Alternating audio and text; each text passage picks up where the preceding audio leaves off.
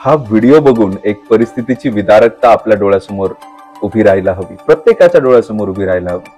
जे लोक आज कुठेतरी प्रायव्हेट सेक्टरमध्ये जॉब करतायत, ज्यांना अजून जॉबही लागला नाहीये, त्यांनी ही परिस्थिती इमॅजिन करा की काही वर्षानंतर होऊ शकतं की ज्या कंपनीत तुम्ही सध्या जॉबला आहात तिथून तुम्हाला कायमस्वरूपी तिथून जावं लागेल आणि त्यावेळी नवीन नोकरीच्या शोधात किंवा जे नवीन फ्रेशर विद्यार्थी आहेत जे आता शिकतायत त्यांना काही वर्षानंतर ह्याच लाईनीत कुठेतरी उभं तुम्ही एकमेकांना भेटणार आहात.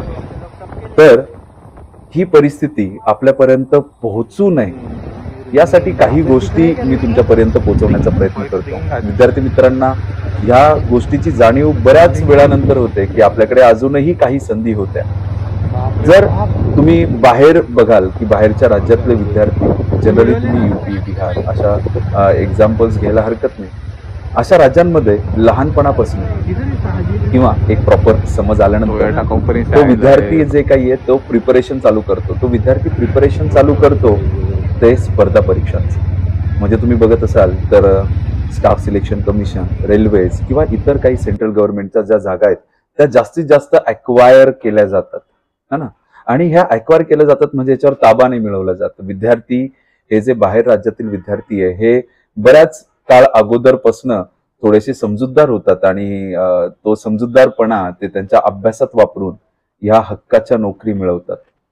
सध्याच्या कंडिशनमध्ये आपल्या महाराष्ट्रातील विद्यार्थ्यांचा प्रॉब्लेम बेसिकली हाच आहे की यांना फक्त झगमग हवी आहे, मोठे मोठे ऑफिसेस हवेत आणि तिथे भले तुम्ही खूप कमी कमाई करत असाल तरी सुद्धा एक मोठं ऑफिस, एक मोठं नाव, पण तिथे परिस्थिती जरा वेगळी असते. ज्यावेळेस तुम्ही ऍक्च्युअल जॉबमध्ये जाल तेव्हा फर्स्ट रेटेड विद्यार्थी तुम्ही बघाल, तिथे फर्स्ट रेटेड कॅन्डिडेट्स बघाल जे फर्स्ट रेट झालेत. फक्त झगमग लोकांना दिसते बाहेरनं, पण खरी परिस्थिती हे त्या विद्यार्थ्याला, त्या कॅन्डिडेटला माहित असते की तो काय परिस्थितीत तिथे दिवस काढतोय.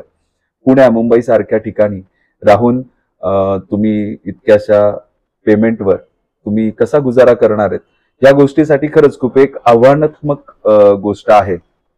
जे सध्याचे कॅन्डिडेट, फक्त बाहेरच्या कॅन्डिडेटला असं वाटतं की खूप सुंदर आहे, खूप छान आहे, इतकं चांगली कंपनी, इतकं मोठं नाव आहे, ऑफिसेस इतके मोठे आहेत, पण परिस्थिती खरी वेगळी आहे. तर आपल्या विद्यार्थ्यांचा प्रॉब्लेम बेसिकली कुठे आहे, यांना हीच जाणीव नाहीये. बरं ठीक आहे, आता जो व्हिडिओ तुम्ही बघितला त्या व्हिडिओमध्ये तुम्हाला दिसलं असेल की हजारोंच्या संख्येने विद्यार्थी तिथे उभे आहेत. हजारोंच्या संख्येने लाईन लावून तिथे उभे असलेले विद्यार्थी काही जागांसाठी 100, 200 किंवा 300 इतक्याच जागा असतील, माझ्या मते त्यापेक्षा जास्त जागा नसतातही. इतक्याशा जागांसाठी किती अपार कष्ट करताना दिसत आहेत. आता ते लाईनीतच उभे आहेत, त्यानंतर इंटरव्ह्यू, नंतर वेगवेगळ्या गोष्टी, ऍप्टिट्यूड टेस्ट होतं, या सगळ्या गोष्टींना त्यांना सामोरे जायचंय. पण प्रत्येकाच्या डोळ्यात ती अपेक्षा आहे, प्रत्येकाच्या ऍटिट्यूड मधनं हे दिसतंय की त्यांना नोकरीची गरज आहे, नाहीतर इतक्या लाईनीत ते उभे राहिलेच नसते. आपण कुठेतरी कमी पडतो, आपण नॉलेजमध्ये कमी पडतो, कारण की आपल्याला ती झगमग दिसते फक्त आणि आपण त्या झगमगीकडे वाहत चालले जातो. यूपी बिहारच्या विद्यार्थ्यांचं एक्झाम्पल दिलं मी. यूपी बिहारचे विद्यार्थी आधीपासून गव्हर्नमेंट एक्झामिनेशनचं प्रिपरेशन करतात, कारण की त्यांना माहित आहे की यामध्ये करिअर काय, करिअर ऑपॉर्च्युनिटीज काय. ती परिस्थिती त्यांनी बघितलेली असते की ज्यावेळी एखाद्या घरात गव्हर्नमेंट एम्प्लॉई असतो त्यावेळेस त्या घराची परिस्थिती कशा पद्धतीने भविष्यात बदलते त्यांनी ते आजूबाजूला अनुभवलेलं असतं. आपल्या विद्यार्थ्यांना तो अनुभव एक तर दिसून येत नाही किंवा तशा पद्धतीने जे पालक आहेत ते त्या पद्धतीने त्यांना मार्गदर्शन करत नाही किंवा मार्गदर्शन करण्यासाठी कोणीही योग्य योग्य व्यक्ती मिळत नाही. तुमच्यासोबतचे विद्यार्थी बऱ्यापैकी तुम्हाला हेच झगमगच दाखवण्याचा प्रयत्न करतात, पण ती जबाबदारी किंवा त्या पद्धतीने विचार करायला भाग पडणारी व्यक्ती तुमच्या जवळ नसते. तर हे लक्षात घ्या विद्यार्थ्यांनो की गव्हर्नमेंटमध्ये सुद्धा जॉबच्या प्रचंड अशा संधी आहेत. सध्या एसबीआयच्याच रिक्रुटमेंट बद्दल बोलतो. या वर्षी एसबीआयने जी रिक्रुटमेंट डिक्लेअर केली आहे, तुम्हाला कल्पनाही नसेल, जेमतेम 13-14 हजाराच्या आसपास जागा हे एसबीआय क्लॅरिकल मध्ये काढलेल्या आहेत. भविष्यात जाऊन IBPS सारख्या ज्या मोठमोठ्या रिक्रुटमेंट एजन्सी आहेत, ह्या NICL झालं, इन्शुरन्स एक्झाम झालं, स्टाफ सिलेक्शन झालं, रेल्वे झालं, प्रचंड प्रमाणात लाखोंच्या संख्येने नोकरी येतात. फक्त एवढंच आहे की आपले विद्यार्थी अभ्यासाचा जरा कंटाळा करतात. मग जर तुम्हाला अभ्यासाचा कंटाळा येत असेल ना, तर आयुष्याचे पुढचे 40 वर्ष तुम्हाला ते कंटाळवानं काम करावं लागेल. ज्या कामात तुम्हाला इंटरेस्ट नसेल, ज्या कामात तुम्हाला कुठल्याही प्रकारचा मान, सन्मान, इज्जत दिली जाणार नाही, प्रत्येक वेळी तुम्हाला बॉसचे टोमणे ऐकणं किंवा कुठेतरी तुम्हाला त्या प्रत्येक प्रश्न म्हणजे प्रत्येक गोष्टीला प्रश्न विचारलं जाणं आणि त्याला उत्तर तुम्हाला द्यावं लागणार आहे. या सगळ्या गोष्टींचा एकंदरीत विचार करता तुम्ही जे आत्ता सध्या विचार करत आहात की मी प्रायव्हेट सेक्टरमध्ये जॉब करतो, परत एकदा विचार करायची खरंच गरज आहे. गव्हर्नमेंट सेक्टरमध्ये म्हणजे कुठल्याही गव्हर्नमेंट एक्झामला खूप जास्त अभ्यास नसतो मित्रांनो. तुम्हाला 4 ते 5 विषयांचा अभ्यास करावा लागतो, ज्यामध्ये गणित आहे, बुद्धिमत्ता चाचणी आहे, इंग्लिश आहे, जनरल अवेअरनेस आहे.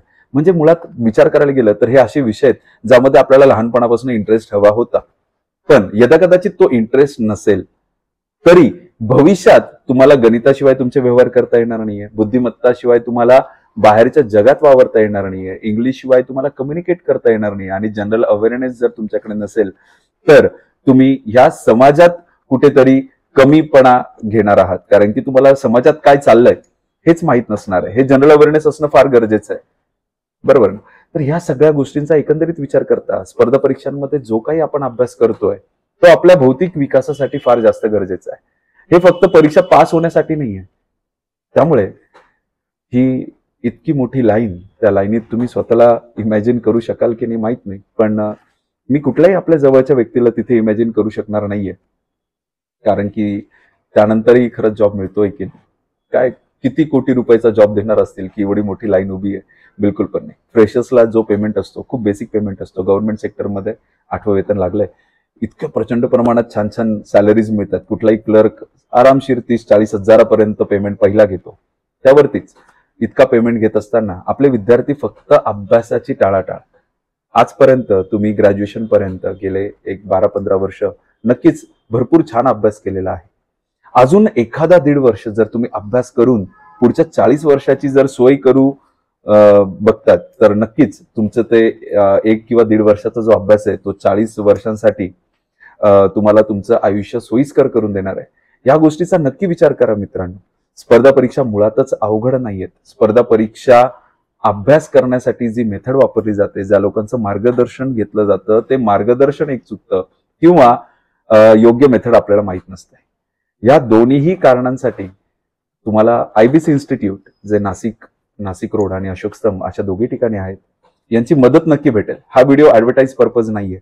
ही विदारकता ज्यावेळी मी बघितली त्यावेळी आपल्या मराठी विद्यार्थ्यांचं कुठेतरी एक मनोबल खच्चीकरण होऊ नये म्हणून मी त्यांना ही जाणीव करून देतोय की आपलं भारत सरकार गव्हर्नमेंटमध्ये आपल्याला लाखोंच्या संख्येने जॉबची संधी आहे. ती फक्त तुम्हाला घेता येते, ओळखता येते. तिच्यासाठी तुम्हाला स्वतःला काबिल बनवणं फार गरजेचं आहे. तुम्ही तेवढे काबिल बनू शकतात. स्वतःचं कौशल्य दाखवणं गरजेचं आहे आणि हे कौशल्य दाखवणं फार जास्त गरजेचं आहे.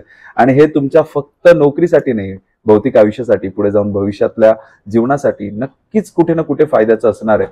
हे जर गोष्ट तुम्ही लक्षात ठेवली तर मला वाटत नाही की त्या लाईनीत तुम्हाला उभं राहायची गरज आहे. आणि अशी वेळ कोणावरही येऊ नये. जॉब लवकरात लवकर मिळावेत सगळ्यांना. त्यासाठी तुमच्या स्किल, ॲबिलिटीज दाखवावे लागणार आहेत. आणि ह्या ॲबिलिटीज तुम्ही घरी बसून तुमच्या अभ्यासात दाखवू शकलात. ऑनलाईन टेस्ट देऊन तुम्हाला घर बसल्या अपॉइंटमेंट लेटर येणार आहे. गव्हर्नमेंट जॉब अवघड नाहीच आहे. ते अवघड बनवले जातात. विद्यार्थी स्वतः ते अवघड बनवतात. ऑनलाईन स्वरूपात मार्गदर्शन घेऊन, फक्त बुकचा आधार घेऊन, एका एक्सपिरियन्स व्यक्तीचा अनुभव जर तुम्ही त्याच्या जोडीला दिला तर नक्कीच तुम्हाला खूप कमी वेळात लवकरात लवकर सक्सेस मिळेल. आणि हे आम्ही आमच्या गेल्या 12-13 वर्षांच्या अनुभवामध्ये बघितलंय की विद्यार्थी खूप कमी अभ्यासामध्ये सुद्धा पास होतात. पण त्यासाठी योग्य पद्धत माहीत असायला पाहिजे आणि ती योग्य पद्धत विद्यार्थ्यांपर्यंत पोहोचवायचं काम नक्की आम्ही करतच असतो. तुम्ही कुठल्याही मार्गदर्शनात, कुठल्याही मार्गातनं जा, पण महत्वाचं हे की तुम्हाला ते मार्गदर्शन योग्य आणि अनुभवाचं मिळणं गरजेचं आहे. तर विद्यार्थी मित्रांनो, कृपया करून आत्तापासून आपल्या भविष्यासाठी सज्ज व्हा.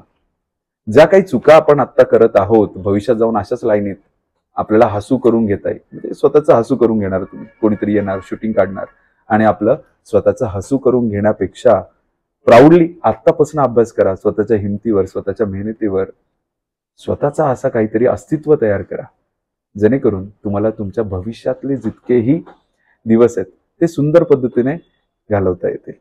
तर विद्यार्थ्यांनो, नक्की कुठल्याही मदतीची गरज पडली, खाली कॉन्टॅक्ट नंबर देतो, त्या कॉन्टॅक्ट नंबरवर कॉन्टॅक्ट करा.